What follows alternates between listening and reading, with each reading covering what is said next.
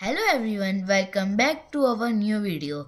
In this video, we will tell about the holiday homework that is based on the topic of Revolt of 1857, means the War of 1857. So as you can see here, I have pasted a picture in the cover page of this file and written here holiday homework because this is an holiday homework only to submit, and here you can write your name and class section. Now we are coming here. Here you can write some questions to tell more detail to about revolt of 1857. Question 1. What was the effect of the revolt of 1857 and why did it fail? Meaning of this question is मतलब क्या effect थे revolt of 1857 के और क्यों fail हुआ वो revolt. Answer of this question is the revolt of 1857 left a deep mark on the history of modern India. मतलब है इस लाइन का, जो रिवॉल्ट था 1857 का उसने एक डीप मार्क छोड़ दिया history of modern India. British policy change after revolt of 1857. जो ब्रिटिश पॉलिसी थी वो चेंज हो गई आफ्टर दिस रिवॉल्ट. इस रिवॉल्ट के बाद चेंज हो गई British policy. There are mainly 5 significant consequences of the revolt of 1857. बस यहाँ पे 5 सिग्निफिकेंट कॉन्सिक्वेंसेस थे इस रिवॉल्ट की. These consequences will be covered here. मतलब ये सारे मैंने वही कॉन्सिक्वेंसेज लिख रखे हैं, आपको पढ़ के बता देता हूँ एक बार. The British crown took over as the rule of East India Company ended. इसका मतलब है द ब्रिटिश जो क्राउन था उसने ले लिया रूल ईस्ट इंडिया कंपनी का और उसे ख़त्म कर दिया. और इसमें आप थोड़ा सा और डिटेल में लिखना चाहते हैं इस पॉइंट के बारे में तो ऐसे कर सकते हैं. मैंने हाईलाइट भी कर दिया इन पॉइंट्स को, जो इनको ब्लैक से लिख के आप ब्लू से लिख सकते हैं. फिर नेक्स्ट पॉइंट है reorganisation of the Indian army. इसमें क्या हुआ, जो ब्रिटिश था उसने इंक्रीज़ कर दिया यूरोपियन सोल्जर्स को और रिड्यूस कर दिया इंडियन सोल्जर्स को. और उसने जो इंडियन आर्मी थी उसको भी कास्ट, कम्युनिटी और रीजन के बेस पे अलग अलग कर दिया. नेक्स्ट पॉइंट है हमारा लेजिस्लेटिव काउंसिल. इसमें क्या हुआ कि नई लेजिस्लेटिव जो असेंबली थी ना, काउंसिल थी, वो फॉर्म हो गई. अब नेक्स्ट पॉइंट है हमारा फ्री ट्रेड पॉलिसी. इसमें क्या हुआ, इंडिया जो था फोर्स हुआ फ्री ट्रेड पॉलिसी के लिए. मतलब जैसे कि फ्री ट्रेड पॉलिसी उन्हें फ्री में बेचना, ये सब फ्री में, जो हमारा माल है ना उसे फ्री में बेचना, जिसने हार्म करा इंडियन इंडस्ट्रीज़ को. नेक्स्ट पॉइंट है हमारा divide and rule. The British began the policy of divide and rule between different caste and classes.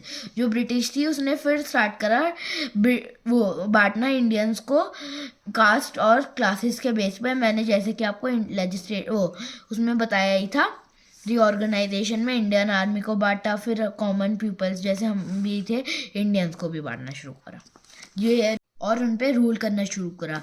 और यहाँ पे आप कुछ फ़ोटोज़ भी चिपका सकते हैं, जैसे मैंने उसके फ्री ट्रेड पॉलिसी के ऊपर एक फ़ोटो चिपका दी, एक्सप्लॉइटेशन ऑफ फार्मर्स, और इम्पोर्टेंट जो सेंटर्स थे वो भी चिपका दिए रिवॉल्ट के. The revolt of 1857 failed for a number of reasons including. अब जैसे कि हमने पिछले वाले क्वेश्चन में ये भी पूछा था कि why did it fail, क्यों फेल हुआ, तो अब ये वही है. The revolt of 1857 failed for a number of reasons. बहुत सारे reasons की वजह से failed हुआ था, जैसे कि the revolt was poorly planned and organised. जो रिवॉल्ट था वो बहुत ही बेकार तरीके से प्लान किया गया था और ऑर्गेनाइज था. Lack of unity among Indians. Unity बहुत कम थी इंडियंस के बीच, और जो सपोर्ट भी था एजुकेटेड इंडियंस के तरफ से बहुत ही कम था. Military superiority of the British. वो जो ब्रिटिश की मिलिट्री सुपीरियरिटी बहुत ज़्यादा थी. Revolt did not spread to all part. जो रिवॉल्ट था वो ज़्यादातर पार्ट्स ऑफ इंडिया में स्प्रेड नहीं हुआ. अब नेक्स्ट क्वेश्चन है हमारा, what angered the Indian soldiers in the British that they started the revolt of 1857. क्या एंगर करा इंडियन सोल्जर्स को ब्रिटिश में, जो उन्होंने इस रिवॉल्ट को स्टार्ट कर दिया 1857 के. The main causes of angered the Indian soldiers in the British that they started the revolt of 1857 are, जो मेन कॉज थे एंगर्ड होने के इंडियन सोल्जर्स के ब्रिटिश में, वो स्टार्ट हुए थे जो 1857 में, वो कुछ ऐसे हैं: immediate cause, political cause, economic cause, religious cause, military cause, social cause. अब चलिए इनके बारे में डिटेल में जानते हैं। जो इमीडिएट कॉज था वो था, उन्होंने ब्रिटिश ने न्यू राइफल इंट्रोड्यूस करी थी इस टाइम पे, जो थी बनी हुई थी ग्रीस रैपर से अराउंड द कार्टेज। जो ग्रीस था वो बिलीव करा गया था contain fat of pigs and cows, और जो अगर सिपाही को, जैसे जो सोल्जर्स होते हैं उन्हें इसे अगर वो करना होता था लोड, तो फिर उन्हें पील करना होता था रैपर बाय देयर टीथ।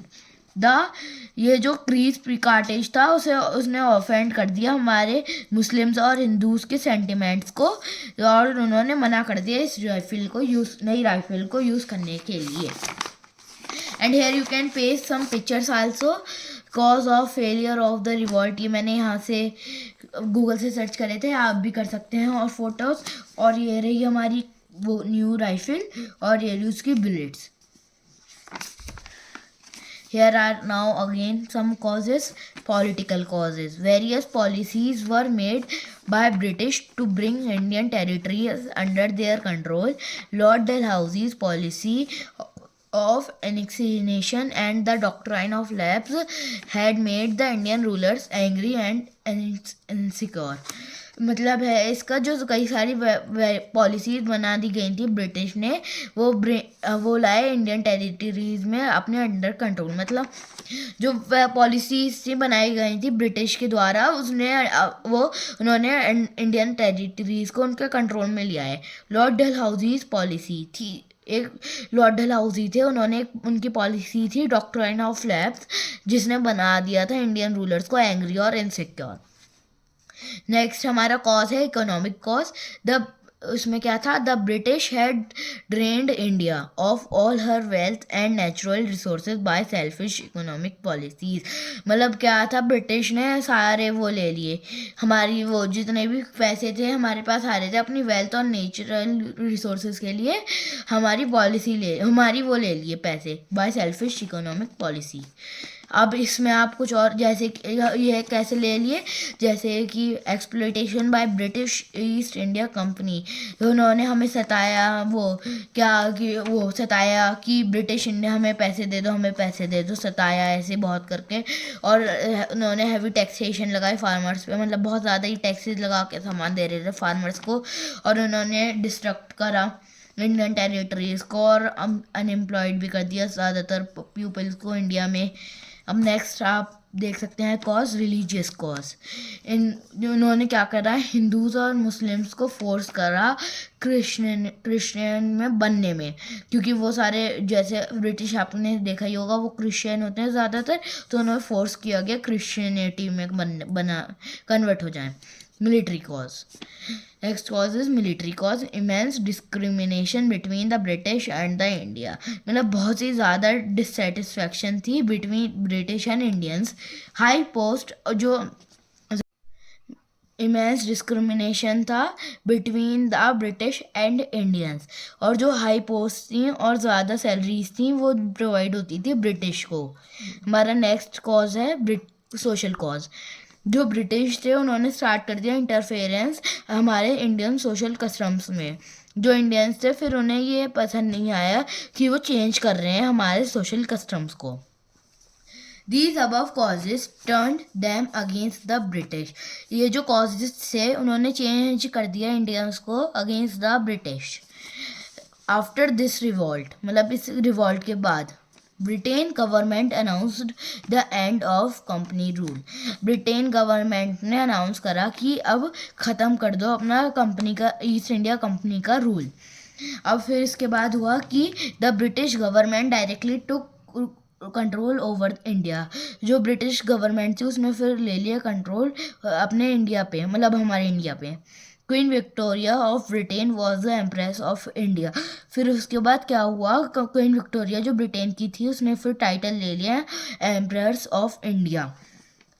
और यहाँ पे मैंने कुछ फोटोज चिपका रखी है हीरोज ऑफ रिवॉल्ट, मतलब इस रिवॉल्ट के हीरोज जो जो निकले थे वो ये सब है, जैसे कि मंगल पांडे, तात्या टोपे, रानी Lakshmibai, Nana Saheb, Bahadur Shah Zafar. And our file is finally ended. If you like this video, please like, subscribe, share this video. Thank you.